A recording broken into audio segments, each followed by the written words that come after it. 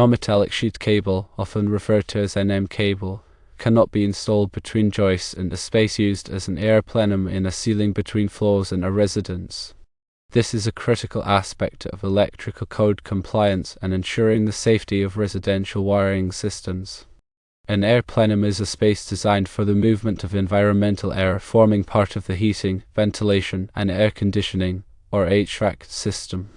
These spaces are often found above suspended ceilings or within floor assemblies. The restriction on using NM cable in air plenums stems from concerns about fire safety and the potential for the cable's materials to release harmful smoke and gases if exposed to heat or flame. When selecting and installing electrical wiring, it is crucial to adhere to the National Electrical Code, or NEC, and any local amendments. The NEC provides detailed guidelines for various wiring methods, including the types of cables permitted in specific environments. Chapter 3 of the NEC covers wiring methods and materials, offering specific rules for cable installations. When dealing with air plenums, it's essential to consult Article 300.22, which addresses wiring in ducts, plenums, and other air handling spaces. This section outlines the permissible wiring methods and materials for use in these areas. Generally, cables installed in air plenums must have specific fire-resistant characteristics and low smoke-producing properties. These cables are typically identified as plenum-rated cables and are designed to minimize the spread of fire and the release of toxic fumes. Using NM cable in an air plenum violates these safety standards because NM cable is not designed to meet the stringent requirements for fire resistance and smoke production in such spaces. The NEC specifies alternative wiring methods suitable for air plenums, such as using plenum-rated cables or enclosing conductors in metal raceways. Plenum-rated cables are specifically tested and listed for use in air handling spaces. They are constructed with materials that are less likely to contribute to the spread of fire and produce minimal smoke. Examples of plenum-rated cables include communications cables, data cables, and some types of power cables. Another option is to use metal raceways, such as electrical metallic tubing, or rigid metal conduit, or RMC, to enclose standard conductors. Metal raceways provide a fire-resistant barrier that protects the conductors and prevents the spread of fire. Choice of wiring method depends on factors such as the type of system being installed, the specific requirements of the installation, and local code regulations. The NEC requires electrical installations to be performed in a neat and workmanlike manner. This means that cables and raceways should be properly supported and secured, and that all connections should be made using approved methods and materials.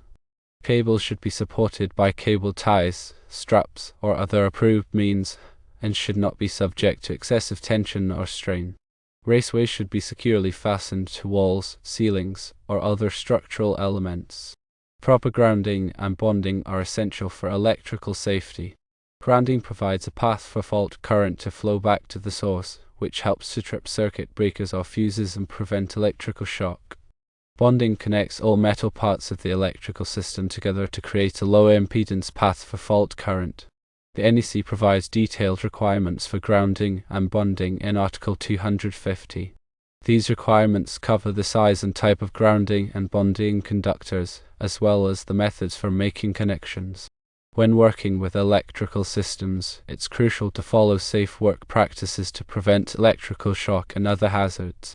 Always to energize circuits before working on them, and use appropriate personal protective equipment, or PPE, such as gloves and eye protection. Verify that circuits are de-energized using a voltage tester before touching any wires or terminals. If you are not qualified to perform electrical work, hire a licensed electrician. Electrical work can be dangerous, and it's important to have the knowledge and skills to do it safely. In addition to the NEC, local jurisdictions may have their own electrical codes and regulations.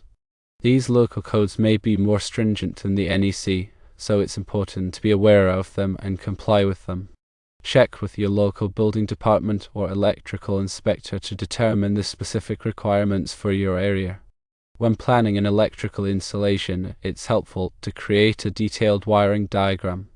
A wiring diagram shows the layout of the electrical system, including the location of outlets, switches, and fixtures, as well as the wiring connections.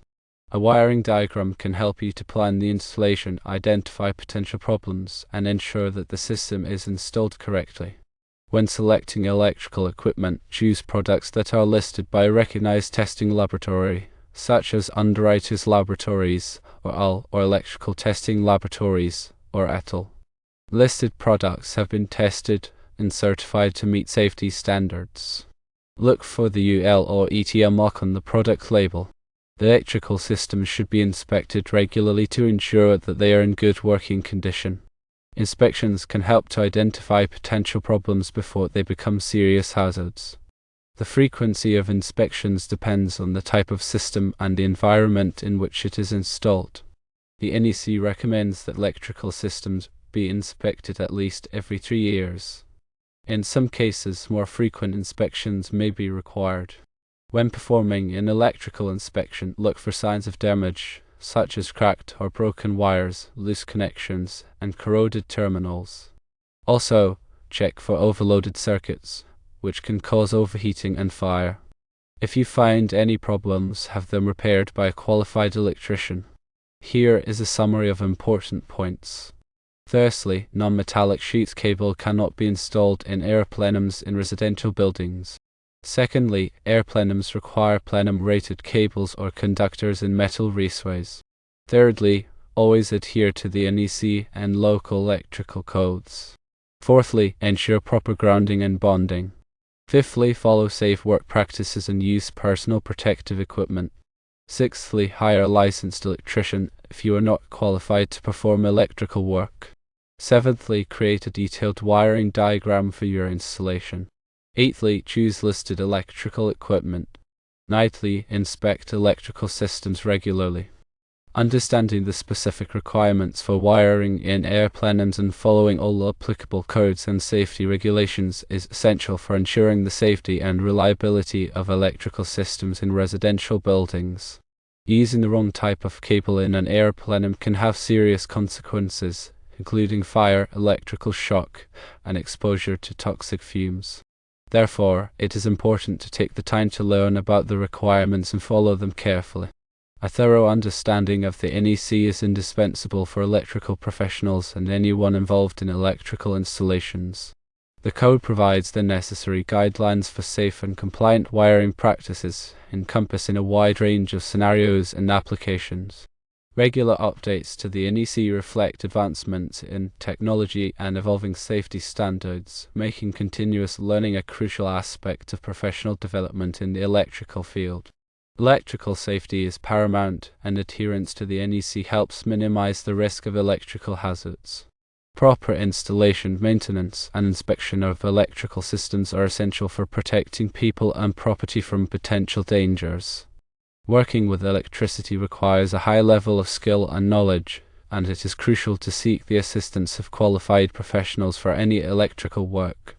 By prioritizing safety and adhering to established codes and standards, we can ensure the safe and reliable operation of electrical systems in all types of buildings and environments.